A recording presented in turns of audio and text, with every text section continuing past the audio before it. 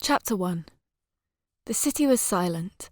Lights twinkled in the dark like the stars in the night sky.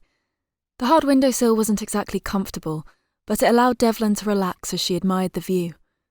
She drew on a cigarette, blowing the billowing smoke out the open window, the soft wind taking it away.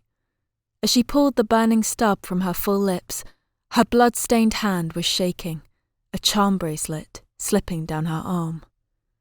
Although she was skinny and wore nothing more than lingerie, she was immune to the cold. Her mind was on other things. Her eyes were glazed over, blood dripping from her face. She flicked the cigarette butt out of the window and slipped off the sill with ease. As she made her way across the studio apartment, she glanced over at the carnage she was responsible for only a few moments ago. His head was almost gone, and what remained was unidentifiable. His naked body was drenched in blood, soaking the silk bedsheets beneath.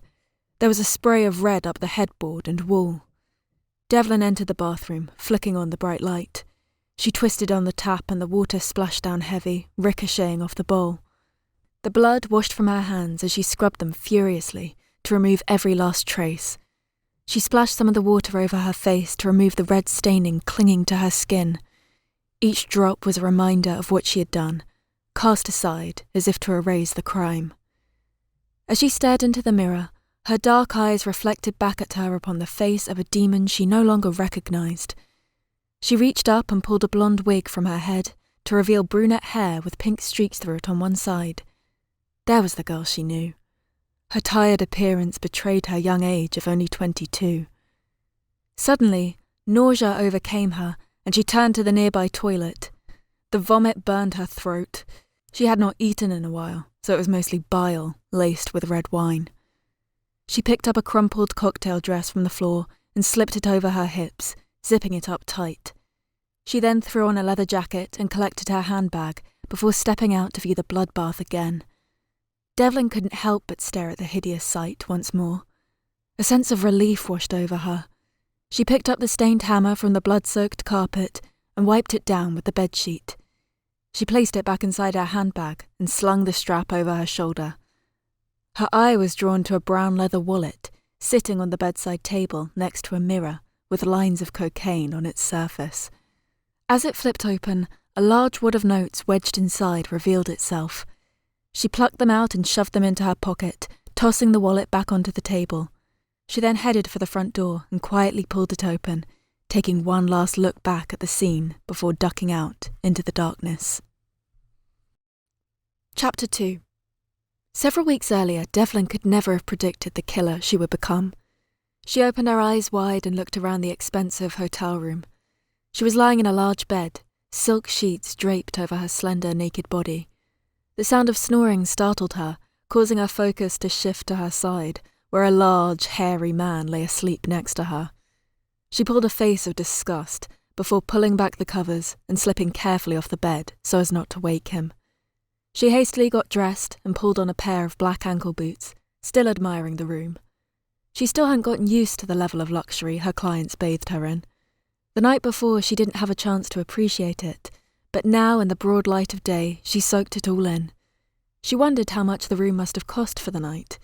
She charged a lot for her services, so she was curious as to how much these men were spending in total. I guess to some men money is no object, she thought. Out of the corner of her eye, she glimpsed a bulging envelope, standing proudly against the gold-leafed bedside table lamp. She collected it and stuffed it into her small handbag, the paper making a rustling sound as it crumpled. The sleeping giant stirred, and she froze.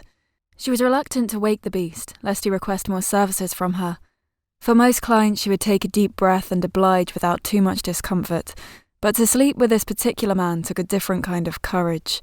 As far as she was concerned, last night was enough. The snoring continued, allowing her to relax again. Devlin slipped on her leather jacket and crept through the room, her boots silent on the soft shag carpeting. She slipped out the door, pulling it quietly behind her. Her journey home on the tube was an uneventful one. Usually she would have to deal with the many commuters staring at her, questioning her profession or the yuppies leering, but today was Saturday and she could avoid that awkwardness. She was still feeling a little groggy and hungover, so she spread out on the seats and took a little power nap. The gentle swaying of the carriage helped lull her to sleep. Devlin arrived back at her modest studio apartment in Camden and kicked off her boots. It was a tidy abode, well decorated with modern art prints on the walls by Patrick Nagel and David Hockney. A large bookshelf on one side of the wall contained the many classics of the 19th and 20th centuries, all tatty and worn from multiple readings. The furniture seemed second-hand, as if bought from car boot sales or found on the street, but together they gave a certain charm to the place.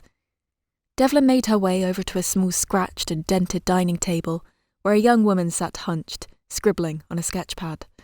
Roxy was only 25, but she had the face of someone who had seen it all. Her hair was tied back in a ponytail, and she wore jogging bottoms and a t-shirt, a comfort she appreciated when not working. It didn't matter they'd been living together for 2 years. Devlin still enjoyed coming home and finding her waiting. It felt good to know she would always be there for her. Roxy glanced up from her doodling and smiled briefly.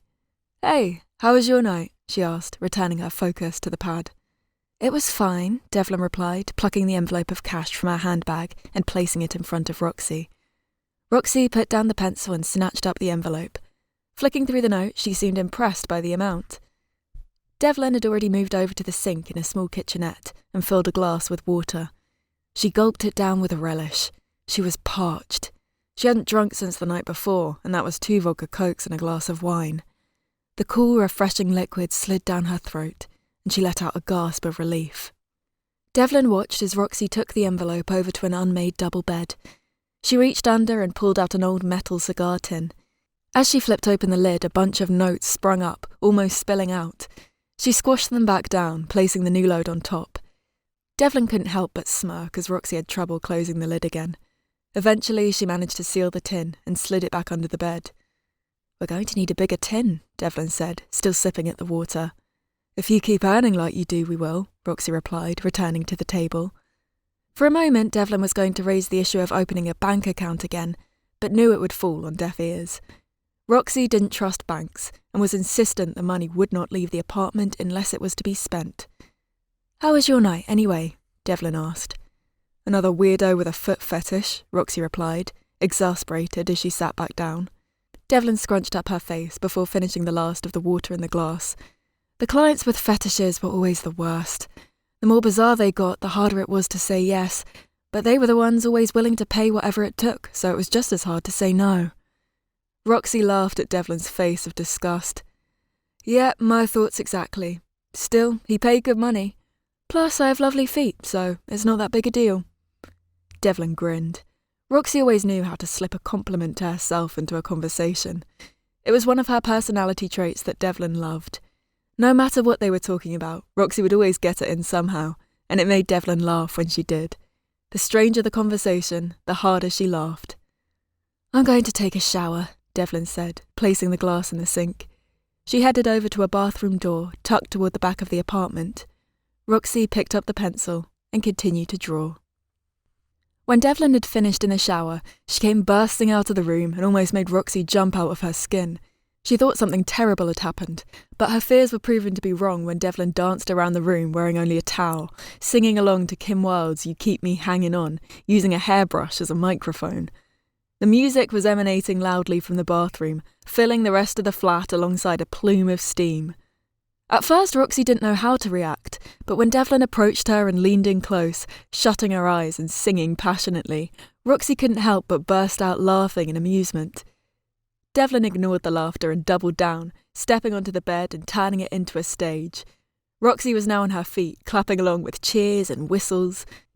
Devlin bounced on the bed so hard there was a risk the slats would break and she and the mattress would sink through. When the song ended, Devlin finished with a pose. Legs apart, one hand on her hip, the other extended into the air, still clutching the hairbrush.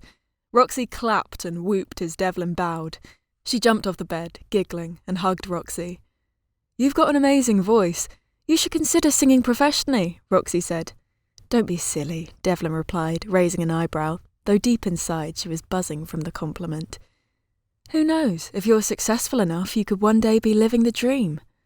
"You're the only dream I need." Devlin kissed Roxy softly on her lips, tasting her cherry lip gloss. "Oh, aren't you sweet? I think I might throw up," Roxy said with a smirk. Devlin laughed, punching Roxy playfully on the arm. So, what do you think? Roxy asked, gesturing towards the sketchpad on the dining table. Devlin raised her eyebrows at the stylized image of a rose. She reached out and picked up the pad for a closer inspection. Never mind me singing professionally. You should be an artist. You like it? Roxy asked, slightly unsure if Devlin was mocking her. I think it's beautiful. You're really going to do it then? Of course I am. But I'm going to need you by my side holding my hand, so hurry up and get dressed. Roxy slapped Devlin on the bottom. All right, I'm moving, Devlin said, giggling as she returned to the bathroom.